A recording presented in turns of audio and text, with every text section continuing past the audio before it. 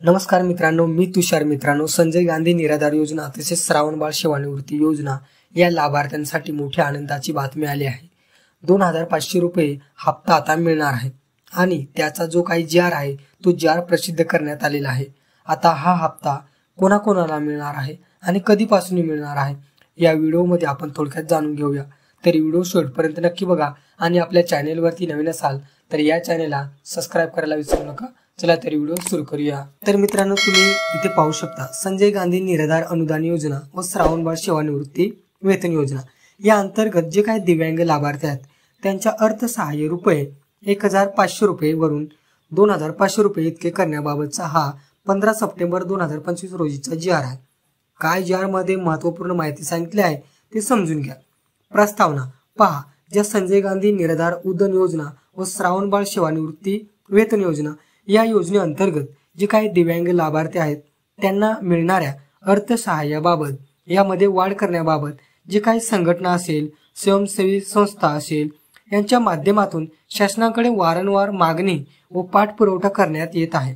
या संदर्भातच 2025-2026 या पावसाळी अधिवेशनातर्फे शासनातर्फे संजय गांधी निराधार योजना व श्रावणबाळ सेवानिवृत्ती वेतन योजना या योजनेतील पात्र दिव्यांग लाभार्थ्यांचे अर्थसहाय्य म्हणजेच 1500 रुपये वरून आता 2500 रुपये इतके करण्याबाबत घोषणा करण्यात आली आहे आणि त्या अनुषंगानेच पात्र दिव्यांग लाभार्थ्यांना देण्यात येणारे अर्थसहाय्य रुपये 1500 रुपये वरतून 2500 रुपये इतके करण्याबाबत शासनाच्या विचारधारणा होती आणि मग त्या अनुषंगाने 3/9/2002 रोजीची जी काही मंत्रिमंडळ बैठकीमध्ये मान्यता मिळालेली आहे आणि त्यानुसार हा शासन निर्णय घेण्यात आलेला आहे. म्हणजेच हे जे काही संजय गांधी निराधार योजना आहे व श्रावणबाळ सेवानिवृत्ती योजना यांच्यामध्ये जे काही दिव्यांग लाभार्थी आहेत त्यांनाच यामध्ये 1500 रुपये वरून 2500 रुपये एवढी या रक्कमची वाढ करण्यात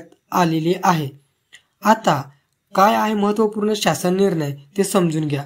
संजय गांधी निराधार अनुदान योजना व श्रावणबाळ सेवानिवृत्ती योजनेतील दिव्यांग लाभार्थ्यांनाच इथे हा मासिक अर्थसहाय्य 1500 रुपये वरून दरमहा 2500 रुपये करण्यात या शासनाने मान्यता देण्यात आलेली आहे. आता विशेष सहाय्य योजनेतील लाभार्थ्यांना अर्थसहाय्यांचे वितरण सर्वसाधारण अनुसूचित जाती अनुसूचित जमाती सर्व पगार गट करण्यात आलेले मंजूर तरतूनच करण्यात येणार आहे.